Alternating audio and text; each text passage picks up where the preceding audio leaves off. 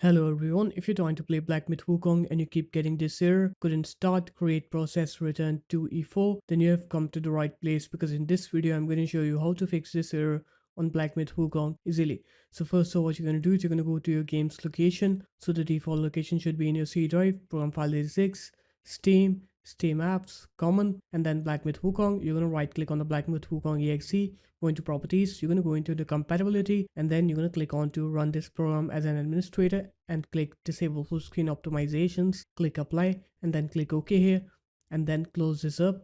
Now what you're going to do is you're going to open up your start menu, you're going to write here date and time, and now you're going to make sure that your date and time are set before April 28th. So just click on set time automatically and turn it off. Now go into your date here, set your date to April 27th, and then click change here.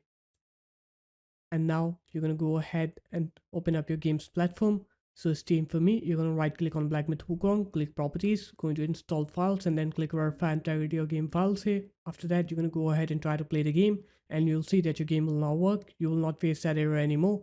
So there it is, guys. That's how easy it was. If you guys found this video helpful, make sure to leave a like, comment, and subscribe to the channel, and I'll see you in my next video. Peace.